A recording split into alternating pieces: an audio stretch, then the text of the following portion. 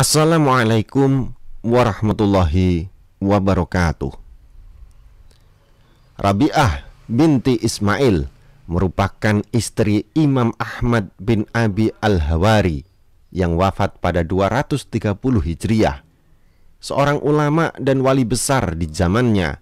Ia adalah murid dari Imam Abu Sulaiman Al-Dharani, Imam Sufyan bin Uyainah, Imam Waqi', Imam Abu Usamah, dan lain sebagainya. Banyak ulama yang meriwayatkan hadis darinya, seperti Imam Abu Dawud, Imam Ibnu Majah, Imam Abu Hatim, dan lain sebagainya.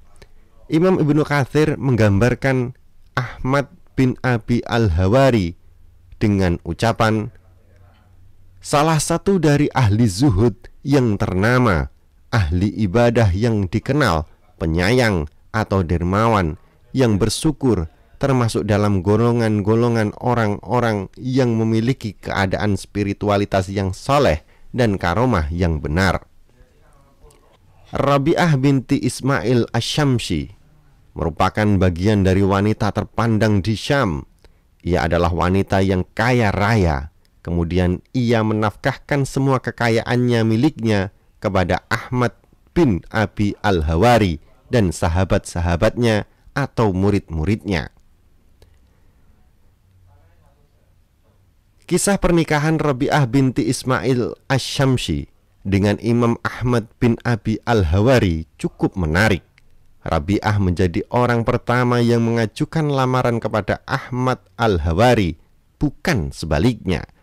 Dalam kitab Ithaf Al-Sadah Al-Mutaqqin Bisyar'ihya Ulum ad-Din diceritakan, Rabi'ah binti Ismail melamar Ahmad bin Abi Al-Hawari. Namun Ahmad Al-Hawari tidak senang dengan lamaran itu karena hendak berfokus beribadah. Ia berkata kepada Rabi'ah, demi Allah, aku tidak punya keinginan menikahi wanita karena aku sibuk dengan perjalananku. Rabi'ah binti Ismail berkata, sungguh aku lebih sibuk dengan perjalananku dibandingkanmu dan tiada lagi syahwatku. Tapi aku mewarisi harta yang sangat banyak dari suamiku. Karena itu aku berkeinginan menafkahkannya kepada saudara-saudaraku atau teman dan murid-muridmu. Dan aku tahu yang bersamamu adalah orang-orang soleh, maka bagiku itu menjadi jalan menuju Allah Azza wa Jalla. Setelah mendapat lamaran dari Rabi'ah bin Ismail Asy-Syamsi, Imam Ahmad Al-Hawari meminta izin kepada gurunya, Imam Abu Sulaiman Ad-Dharani. Pada awalnya, gurunya tidak mengizinkannya, tapi setelah mendengar penjelasan tentang Rabi'ah binti Ismail Asy-Syamsi, Imam Abu Sulaiman Ad-Dharani menyetujuinya. Ia mengatakan, nikahlah dengannya, sesungguhnya ia adalah wali Allah. Dalam kisah di atas, Rabi'ah binti Ismail mengatakan bahwa perjalanannya atau pengembaraannya melebihi Ahmad Al-Hawari. Ini karena Rabi'ah Asy-Syamsi merangkap peran dalam setiap perjalanannya.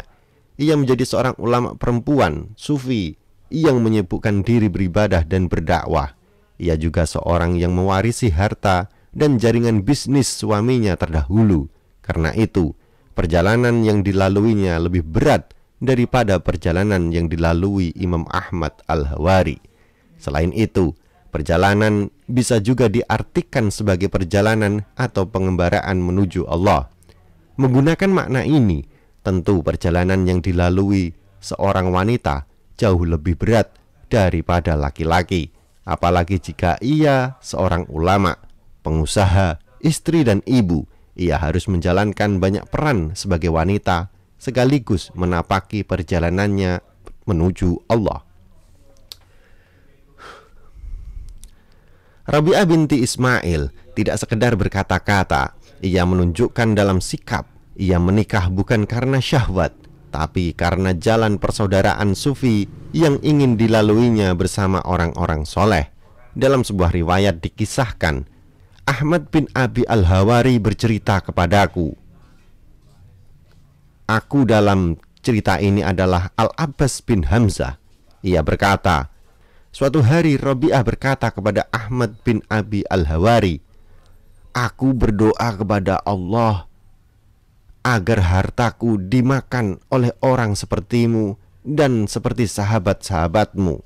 Imam Ahmad bin Abi Al-Hawari juga pernah bercerita tentang istrinya ini. Katanya, "Aku memanggil Rabi'ah sekali, ia tidak menjawabku. Kemudian setelah beberapa saat ia menjawabku. Ia berkata, 'Sungguh aku tercegah untuk menjawab panggilanmu karena hatiku telah dipenuhi kebahagiaan dengan Allah Ta'ala, maka aku tidak kuasa menjawab panggilanmu.'" Apa yang diceritakan Imam Ahmad Al-Hawari adalah kebanggaan, bukan kekurangan. Ia mengakui kelebihan spiritual istrinya. Ia tanpa ragu mempercayai apa yang dikatakan istrinya karena ia tinggal bersamanya dan melihat langsung kehidupannya. Sekali waktu, Imam Ahmad berujar ketika melihat Rabi'ah Asy-Syamsi tengah beribadah dengan khusyuk, "Aku tidak melihat seorang pun yang mendirikan ibadah sholat dari awal malam."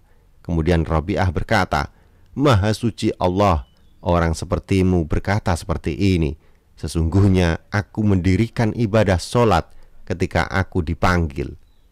Artinya, ibadah yang dilakukan Rabi'ah binti Ismail bukan soal banyak atau sedikit, bukan pula soal awal malam atau sepertiga malam. Ia beribadah ketika ia merasa dipanggil oleh Tuhannya, kapanpun waktunya dan dimanapun tempatnya. Karena itu, ia heran dengan perkataan suaminya. Bagaimana mungkin seorang dengan pengetahuan agama dan kedudukan spiritual yang tinggi mengucapkan hal tersebut? Tentunya ia paham, ibadah dan bersukacita dengan Tuhan ia lakukan karena panggilannya, dan itu bukan sesuatu yang seharusnya dipuji atau ditakjubi. Pertanyaannya, pernahkah kita merasa terpanggil? Jika Anda merasa bahwasannya konten ini bermanfaat, silahkan like dan bagikan ke seluruh jaringan yang Anda miliki. Wallahu a'lam bishawab. Wassalamualaikum warahmatullahi wabarakatuh.